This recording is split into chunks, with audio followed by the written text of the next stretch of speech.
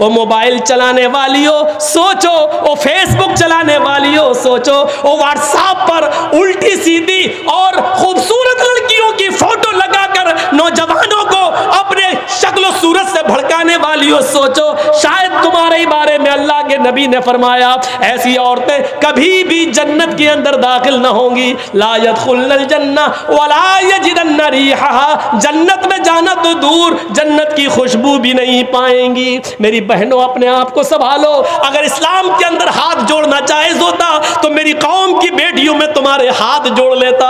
अगर इस्लाम के अंदर भीख मांगना जायज होता तो मैं अपना दामन फैलाकर तुमसे भीख मांग लेता। मेरी कौम की बेटियों, मेरे दामन में इतनी भीख डाल दो कि तुम अपने आप को पर्दे में रखो, अपने आप को फेसबुक और व्हाट्सएप और मैसेंजर से बचा लो। मेरी माँ और मेरी बहनों, मुआशरे के अंदर बेपर्दगी ने भी एक गलत माहौल खराब कर दिया है। आजकल जलसे भी उससे महफूज न रहे। जलसे होते हैं तो मेला लगता है, और मेला लगता है तो नौजवान लड़के और लड़कियां उस मेले में जाते हैं। उनकी लिपस्टिक भी होती है, पर्दा तो बंगाल में दिखाई नहीं देता है। मेरे भाइयों, जहां तालाब के अंदर एक तरफ लड़के और दूसरी तरफ लड़कियां नहाती हुई नजर आती हो, वहां से कौन सी उम्मीदें लगाई जा सकती हैं? गौर करो मेरे प्यारे साथियों, जो पर्दे के बारे में कभी हजरत फातिमा रज़ी अल्लाह ताला अन्हा को याद करो, जब उनकी मौत का इंतकाल का वक्त आया तो उन्होंने अपने शौहर से कहा, अली अली, मेरी इंतकाल का वक्त करीब है, मुझे नहीं लगता कि मैं बचूंगी।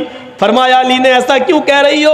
आए अली, मेरी एक वसीयत है, उसको नोट कर लेना। हजरत अली ने कहा, तुम मेरी बीवी नहीं, तुम मेरी वाइफ ही नहीं, मोहम्मद रसूलुल्लाह की बेटी हो, बताओ तुम्हारी क्या वसीयत है, मैं उसको जरूर पूरा करूंगा। कहने लगी फातिमा, आए अली, जब मेरा इंतकाल हो जाए, जब मैं इस दुनिया से रुखसत हो जाऊं, जब मैं इस दुनिया से चली जाऊं, तो मेरे जनाजे को, मेरी लाश को कफन से ढांक देना। सफेद रंग का कफन जब मेरी लाश पर चढ़ाओ तो मेरी लाश को मेरी चारपाई पर बिठाकर जब कब्रिस्तान की तरफ लेकर जाओ तो आए अली, रात के अंधेरे में ले जाना, इशा की नमाज के बाद मुझे कब्र में दफनाना, दिन के उजाले में दफन न करना। मेरी कब्र को दिन में, मेरी लाश को दिन में ना उतारना कब्र में। हजरत अली ने कहा, अरे फातिमा, ठीक है मैं ऐसा ही करूंगा, लेकिन रात में ही क्यों? दिन में अगर तुम्हारा इंतकाल जल्दी हो गया और जल्दी दफन होने की नौबत आ गई तो तुम रात की वसीयत क्यों कर रही हो? दिन में क्यों ना दफन करूं, रात में क्यों दफन करूं? तो हजरत फातिमा का जवाब यह था, मेरी माँ इस जवाब को सुनो, मेरी बहनों इस जवाब को सुनो, और मेरी कौम की बेटियों इस जवाब को सुनो, और अपने आप पर मातम करो आज जो तुम नंगा नाच नाच रही हो। हजरत फातिमा ने कहा, आए अली, मैं नहीं चाहती हूं कि मेरे मरने के बाद मुझे जो कफन पहनाया जाए, मैं नहीं चाहती हूं कि मेरी लाश को जब चारपाई पे उठा के जनाजा आगे बढ़ाया जाए, तो मैं नहीं चाहती हूं कि गैर मर्दों की नजर मेरे मुर्दा जिस्म पर पड़े हुए कफन पर भी पड़े। चेहरा तो दूर, मैं नहीं चाहती कि मेरे मुर्दा जिस्म पर पड़े हुए कफन पर किसी गैर मर्द की नजर पड़े, मैं नहीं चाहती। ये था मोहम्मद रसूलुल्लाह की बेटी का पर्दा, ये था मोहम्मद रसूलुल्लाह की बेटी का हाल, जो इंतकाल से पहले ये वसीयत कर रही है।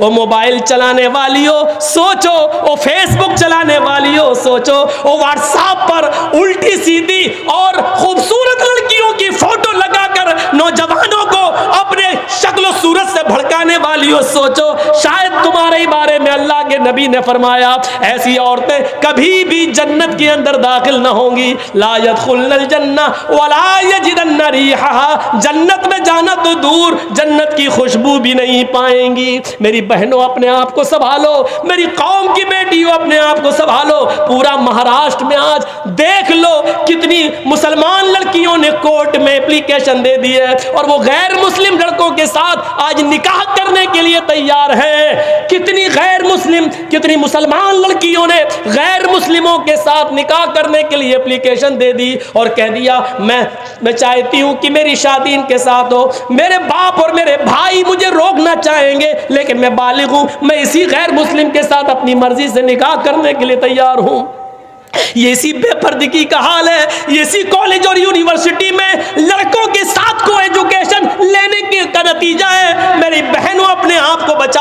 मेरी कौम की बेटियों, बहुत बड़ी साजिश इस सियासी हुकूमत इस मौजूदा दौर की हुकूमत में तुम्हारे खिलाफ रची जा रही है। कॉलेजों में, स्कूलों में लड़कों को जगह, मुस्लिम लड़कों को पढ़ने के लिए वैकेंसी नहीं दी जा रही है, कहा जा रहा जगह फुल हो गई, और लड़कियों को जगह दी जा रही है और कहा जा रहा है कि लड़कियों के लिए जगह मौजूद है, लड़कियों के लिए इतना कोटा मौजूद है। वो जानते हैं कि जब लड़कियां मुसलमानों की हमारे कॉलेज में और स्कूलों में आएंगी और हमारे हिंदू और गैर मुस्लिम लड़कों के साथ बैठकर जब पढ़ेंगी तो जाहिर है कि आग और पेट्रोल एक जगह रह ही नहीं सकता है, मोहब्बत और इश्क की आग लगेगी। और फिर ये हमारे भाई, हमारे बेटे इन लड़कियों को अपनी बहू बनाकर लाएंगे और फिर इनसे गैर मुस्लिम बच्चे पैदा होंगे। मेरी बहनों, इन साजिशों को नाकाम करो। मेरी कौम की बेटियों, इनके मंसूबों पर पानी फेरो। मोहम्मद रसूलुल्लाह की शरीयत पर आँच ना आने दो। मोहम्मद रसूलुल्लाह की शरीयत को बचाओ, आज के इस दौर में बचाओ। अगर इस्लाम के अंदर हाथ जोड़ना जायज होता तो मेरी कौम की बेटियों में तुम्हारे हाथ जोड़ लेता। अगर इस्लाम के अंदर भीख मांगना जायज होता तो मैं अपना दामन फैलाकर तुमसे भीख मांग लेता। मेरी कौम की बेटियों, मेरे दामन में इतनी भीख डाल दो कि तुम अपने आप को पर्दे में रखो, अपने आप को फेसबुक और व्हाट्सएप और मैसेंजर से बचा लो और इस्लाम की खिदमत करो। हजरत फातिमा जैसा पर्दा करो, और इतना ना करो तो कम से कम मौजूदा मुआशरे में ऐसा तो करो कि तुम्हारे माँ बाप की और भाइयों की इज्जत, उनकी छल्ली छल्ली ना हो, उनको शर्मिंदगी महसूस ना हो, मुआशरे को शर्मिंदगी महसूस ना हो। इतना तो कम से कम करिए। हम अपने गरीबानों में झांक कर देखें कि हमारी औलाद, ये कौन सी नमाज है। हम जिस दुकान पर बैठे हुए हैं, अजान हो रही है, बाप हाजी है, हज करके आया, बेटे बैठो दुकान पे, हम नमाज पढ़ के आ रहे हैं, पहले हम पढ़ा, बाद में तुम चले जाना। ये इस्लाम के हकाम किराना मर्चेंट की दुकान नहीं है, जो तुम्हें पसंद आए वो करोगे और जो नहीं पसंद आए वो नहीं करोगे। हाजी साहब जमात के साथ नमाज पढ़ रहे हैं और हाजी साहब का बेटा जमात छूटने के बाद मस्जिद में बाद में जाता और नमाज पढ़ता है। ये कौन सी जमात और कौन सा इस्लाम है ये? हय्या अलस सलाह, ये निदा जो आई है वो हाजी साहब के लिए भी और हाजी साहब के बेटे के लिए भी है। ये निदा मौलाना जर्जीस साहब के लिए भी और मौलाना जर्जीस साहब के 11 साल के बेटे के लिए भी है। ये निदा इमाम हरम के लिए भी है और मक्के के रहने वाले लोगों के लिए भी है। यही आवाज हय्या अलस सलाह सऊदिया के बादशाह के लिए भी है और सऊदिया के गलियों में भीख मांगने वाले भिखारियों के लिए भी है। इसी एक वक्त में यही नमाज का वक्त सबके लिए है। सबको एक ही वक्त में मस्जिद में जाना है, एक ही इमाम के पीछे नमाज पढ़ना है, उसी की इब्तिदा में नमाज अदा करना है, एक दूसरे को चिपक कर खड़ा होना है, कदम से कदम मिलाना है, टखने से टखना मिलाना है, कांधे से कांधा मिलाना है, अपने दिलों के कीने और कदूरत और बुग़्ज़ और इनाद को खत्म करना है और एक ही साथ रुकू में जाना है, एक ही साथ सजदे में जाना है और इस बात का ऐलान करना है, एक ही सफ में खड़े हो गए महमूद व अयाज, न कोई बंदा रहा न कोई बंदा नवाज। ये निदा हय्या अलस सलाह की आवाज सबके लिए, अजान की आवाज आती है हय्या अलल फलाह, आओ कामयाबी के लिए। कामयाबी ये बाप के लिए भी है, बेटे के लिए भी है, हाजी साहब के लिए भी है, उसके बेटे के लिए भी है। आओ इसी वक्त में अपनी दुकान बंद करो। अजान की आवाज सुनने के बाद अगर तुमने दुकान बंद नहीं की और मस्जिद के अंदर नहीं आए तो जब तक जमात हो रही है, अजान हो जाने के बाद से, हय्या अलस सलाह सुनने के बाद से जमात होने तक जितनी तुम बिक्री कर रहे हो, जितना माल तुम बेच रहे हो, इसमें जो कमाई आ रही है वो हराम है और इस हराम कमाई को अगर तुमने माल हलाल में मिला दिया तो वो माल हलाल भी हराम हो जाएगा।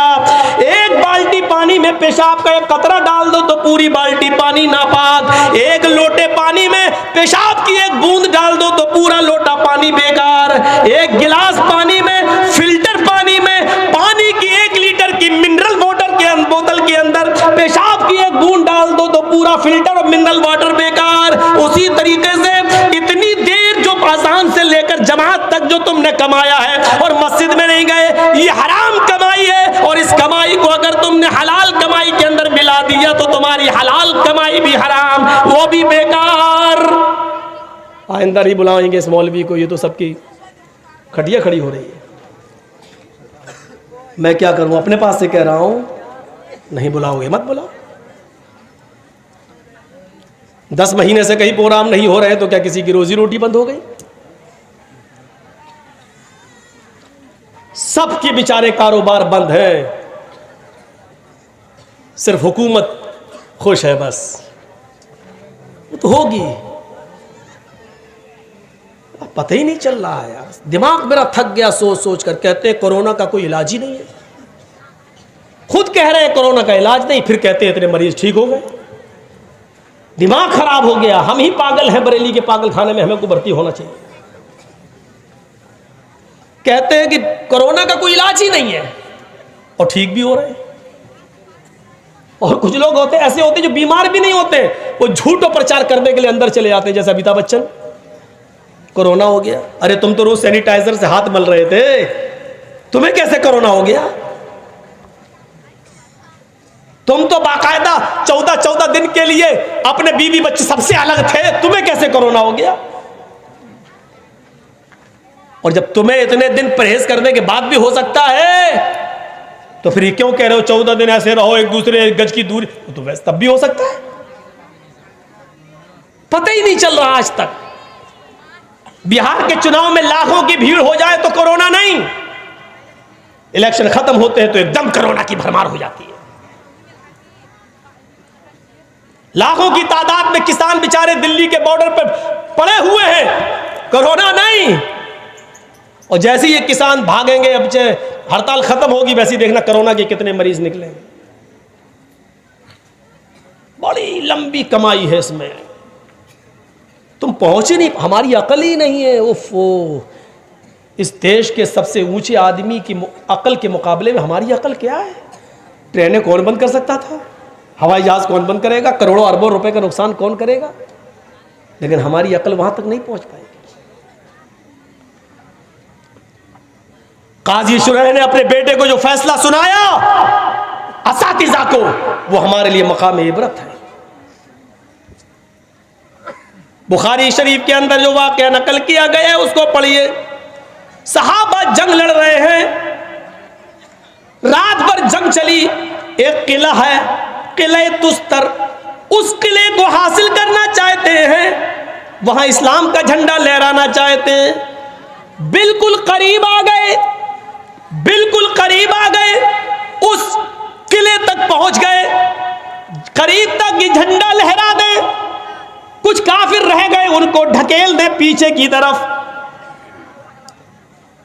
इतने में फजर की आजान की आवाज आ जाती है, अस्सलातु खैरुम मिनन नौम। नमाज पढ़ना भी जरूरी।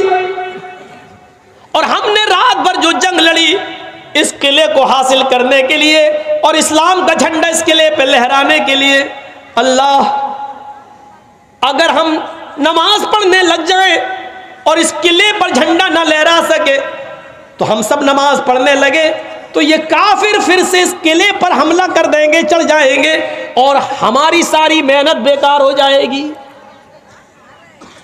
अब क्या करें? और अगर किले पर झंडा लहराने के लिए थोड़ा सा और लड़ लें तो सूरज निकल जाएगा, फजर की नमाज छूट जाएगी। कितनी बड़ी दुविधा थी उनके सामने। पूरी रात लड़े, इस्लामी जंग, दीन के लिए लड़ रहे, अपने कारोबार के लिए नहीं, अपने बिजनेस के लिए नहीं, दीन के लिए लड़ रहे। लेकिन करें क्या? अगर फजर की आजान हो रही है, अगर हम नमाज पढ़ने लगे तो काफिर इस किले को घेर लेंगे, हमारी मेहनत बेकार। और अगर किले पर झंडा लहराने लगे, इन काफिरों को थोड़ा और पीछे कर दें तो नमाज फजर छूट रही है। अल्लाह, अब हम क्या करें? एक दूसरे को देखता है, क्या किया जाए? और इशारों में बातें होती है, पहले झंडा लहरा दो, नमाज तो हम लोग बाद में भी कज़ा कर लेंगे। अगर ये किला निकल गया हाथ से तो मेरी सारी मेहनत बेकार हो जाएगी। इस वाक़े के रावी हजरत अनस फरमाते हैं, इशारे आंखों में हो गए और हम लोग किले पर चढ़ बैठे, काफिरों को पीछे ढकेल दिया और सूरज निकलने से पहले पहले हमने झंडा लहरा दिया, इस्लाम का झंडा लहरा दिया उस किले पर, हमने उस किले को फतह कर लिया। जब किला फतह कर लिया गया तो हम सब लोग तयम्मुम करने लगे, इसलिए कि वहां पानी तो था नहीं। तयम्मुम करते करते हमारी आंखों के सामने सूरज तुलू हो गया, सूरज निकल आया। हजरत अनस कहते हैं लोगों ने मुझे नमाज पढ़ाने के लिए आगे खड़ा कर दिया। सूरज निकलने के बाद ये नमाज हम लोगों ने फजर की सारे सहाबा ने पढ़ी। हजरत अनस कहते हैं जब वो सजदे में गए तो फजर की नमाज का अव्वल वक्त जो छूट गया, उस छूट जाने की वजह से हजरत अनस इतना रोए कि जमीन के अंदर गड्ढा पड़ गया और उन गड्ढे के अंदर आंसू भर गए। फजर की नमाज पढ़ाने के बाद जब सलाम फेरा, अस्सलामु अलैकुम रहमतुल्लाह, अस्सलामु अलैकुम रहमतुल्लाह, तो हजरत अनस ने लोगों से कहा, ओ मेरे साथियों, जब से मैं इस्लाम लाया और नमाज शुरू की, अल्लाह की कसम मेरी पूरी जिंदगी में ये मेरी फजर की पहली नमाज है जो आज सूरज निकलने के बाद मैं पढ़ रहा हूं। लोगों, ये मेरी पहली नमाज है जिसको मैंने सूरज निकलने के बाद पढ़ा है, लेकिन आज अव्वल वक्त निकल जाने का अफसोस इतना हो रहा है कि अगर मेरा पूरा खानदान हलाक हो जाता, मेरा पूरा कारोबार तबाह हो जाता, नष्ट हो जाता, बर्बाद हो जाता, तो मुझे इतना अफसोस नहीं होता जितना अफसोस मुझे फजर की नमाज के अव्वल वक्त के निकल जाने का हो रहा है।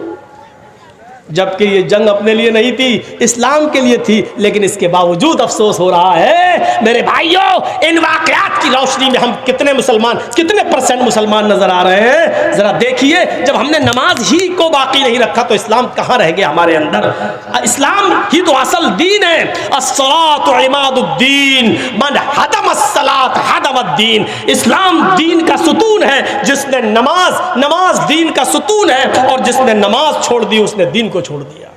जिसने नमाज को गिरा दिया उसने दीन को गिरा दिया। एक वक्त की नमाज कह रही है जिंदगी की मेरी पहली नमाज है जो सूरज निकलने के बाद मैं पढ़ रहा हूं। अभी देखना गांव में, बस्टर नगर में ऐसे लोग होंगे, अभी कोई लड़का कोई लड़की अकेले में पकड़े जाएं और सबूत मिल जाए तो पंचायत बैठना शुरू हो जाएगी। क्या किया जाए, इस लड़के को कौन सी सजा दी जाए, इस लड़की के लिए क्या किया जाए, चलो अब इस लड़की का कहाँ शादी होगी, कहाँ निकाह होगा, चलो शादी कराओ इनकी, या दंड जुर्माना दो। अभी पंचायत बैठ जाएगी, गांव के सरदार लोग इकट्ठे हो जाएंगे, पंच बैठ जाएंगे, पंचायतें बैठने लगेंगी। मैं उन गांव के सरदारों से और जिम्मेदारों से पूछना चाहता हूं, लड़के और लड़की के मामले में आप फौरन पंचायतें लेके बैठ जाते हैं और आपकी पंचायत का फैसला सबको मानना पड़ता है। मैं पूछना चाहता हूं, आपके मुआशरे में फजर की नमाज के जमात न पढ़ने वाले, फजर की नमाज को जमात से अदा न करने वालों के लिए आपने कितनी पंचायतें बिठा ली हैं? जोहर की नमाज तर्क करने वालों के लिए आपने कितनी पंचायतें बिठाई हैं? मुझे बताइए। 200 और 300 आदमी जो बारातों में आज आ रहे हैं, लड़की वाले के यहां चोर और डाकू बन के खा रहे हैं, आपने कितनी पंचायतें बिठाई हैं आपने उनके लिए? बस लड़का लड़की का मामला हुआ तो आप सरपंच हैं, नमाज का मामला होगा, मुआशरे में समाज के अंदर नमाजें छोड़ी जाएंगी तो आप मीटिंग नहीं करेंगे। मतलब आपके नज़र में जो चीज़ें अच्छी होंगी वो आप करेंगे, और जो आपको रास नहीं आएंगी उन पर कोई मीटिंग नहीं होगी, उस पर कोई पंचायत नहीं बैठेगी। बास चीज़ें आपके नज़र में हलाल हैं और बास की कोई परवाह नहीं है। अगर पंचायतों का यह मकसद है तो जूते की नोक पे ठुकराता हूं ऐसी पंचायतों को। क्या मकसद है फिर ऐसी पंचायतों का? गौर कीजिए। हजरत उमर फारूक फजर की नमाज पढ़ा रहे हैं। सुनिए एक और दर्दनाक वाकया। हजरत उमर फारूक फजर की नमाज पढ़ा रहे हैं। फिरोज नामी आदमी छिपा हुआ है, मजूसी अबू लूलू जिसको कहा जाता है, खंजर खंजर को जहर में बुझाए हुए छिपा हुआ है। जैसी हजरत उमर ने नीयत बांधी अल्लाहू अकबर का, वैसे ही उसने बुझा हुआ खंजर हजरत उमर के पेट में मार दिया। वो खंजर जब निकाला तो उमर फारूक का पेट नाफ से लेकर, नाफ ये नाभि जिसको बोलते हैं, जब उसने खंजर निकाला तो खंजर ने उस नाभि से लेकर नीचे तक, यानी जहां शर्मगाह होती है पेशाब की जगह, वहां तक उस पेट को फाड़ दिया। जब तक उमर फारूक में ताकत रही नमाज पढ़ाते रहे और फिर बेहोश होके गिर गए। उनको लाया गया, एक सहाबी आगे बढ़े, उन्होंने नमाज पढ़ी। एक सहाबी पीछे से वुजू बना के आ रहे थे, उन्होंने अबू लूलू को भागते हुए देखा तो पकड़ने के लिए अपनी चादर उसके ऊपर डाली। अबू लूलू का पैर फिसल गया, चादर में फिसल गया और वो जमीन पे गिर पड़ा। उसने सोचा कि अब तो मेरी सजा भी मौत है क्योंकि मैं पकड़ा गया। तो उसने वही खंजर अपने पेट में मारकर खुदकुशी कर ली और वो मर गया। सूरज निकलने के बाद होश आया, तभी बैठे हकीम बैठे हुए हैं, कोई कह रहा है कि इनको दूध पिलाओ। हजरत उमर फारूक को दूध पी रहे हैं, मुंह से दूध पीते हैं, लेकिन जख्म इतना गहरा है कि वो पेट में दूध रुकता ही नहीं, पेट के रास्ते से, उस जख्म के रास्ते से वो दूध बाहर आ जाता है। हकीमों ने कहा शहद पिलाओ, उनको शहद खिलाया जा रहा है, लेकिन वो शहद पेट के रास्ते से बाहर आ रहा है, पानी पेट के रास्ते से बाहर आ रहा है। एक नौजवान खड़ा हुआ, कहने लगा अमीरुल मोमिनीन आपकी हालत ये है, लीजिए मैं पानी लाया हूं, वुजू बना लीजिए। आप फजर की नमाज पढ़ा रहे थे, आप अभी 2 रकात पढ़ा भी नहीं पाए कि आप बेहोश हो गए, आप लेटे लेटे नमाज पढ़ लीजिए। हजरत उमर ने कहा क्या मैंने अभी नमाज नहीं पढ़ी फजर की? कहा नहीं, आप बेहोश हो गए। जल्दी से उन्होंने वुजू बनाया और पेट पर एक कपड़ा बांधा और खड़े होकर नमाज पढ़ी। लोगों ने कहा इस अमीरुल मोमिनीन बैठ के नहीं लेट के पढ़िए, आपको खड़े होने की जरूरत नहीं, खून ज्यादा बह रहा है। फरमाया, अल्लाह के नबी ने फरमाया खड़े होकर ताकत हो तो खड़े होकर पढ़ो, और जब खड़े होकर पढ़ने की ताकत ना हो तो बैठ के पढ़ो, और बैठ के पढ़ने की ताकत ना हो तो लेट के पढ़ो, और लेट के भी ताकत ना हो तो इशारे से पढ़ो, लेकिन अभी मेरे अंदर खड़े होकर पढ़ने की ताकत है। बहरहाल उन्होंने पढ़ ली। खड़े होकर नमाज अदा करने के बाद जब बिस्तर पर लेटे तो एक ने पूछा अमीरुल मोमिनीन आपने तो इस हाल में नमाज अदा कर ली, आपने तो इस हाल में नमाज पढ़ ली, लेकिन आपके बाद अगर किसी और मुसलमान का पेट फट जाए, खाना पानी दूध शहद सब पेट से निकलने लगे और वो बिस्तर पर लेटा हुआ हो और वो इस हाल में नमाज छोड़ दे तो उसका क्या हुक्म है? इस हाल में अगर छोड़ दे तो उसका क्या हुक्म है? हजरत उमर ने कहा इस हाल में भी पढ़ना पड़ेगी अगर उसको होश है तो। पूछने वाले ने क्या पूछा? मुअत्ता पढ़ी है इमाम मालिक की। पूछने वाले ने पूछा अमीरुल मोमिनीन मैंने ये नहीं पूछा कि पढ़ना पड़ेगी या नहीं, मैंने ये पूछा अगर इस हाल में, इतनी बीमारी में, इस मर्ज में उसका पेट फट गया हो और खाना पानी दूध शहद सब पेट से निकलने लगा हो, इस हाल में अगर नमाज छोड़ दे तो क्या हुक्म है? हजरत उमर का जवाब सुनो जो इमाम मालिक की हदीस मुअत्ता के अंदर नकल किया इमाम मालिक ने। हजरत उमर ने फतवा दिया इस हाल में भी पढ़ना पड़ेगी अगर उसको होश है, पेट फट गया, खाना पानी दूध दवा शहद दही सब पेट से निकल रहा हो, लेकिन उसको होश हो तब उसको नमाज अदा करना पड़ेगी।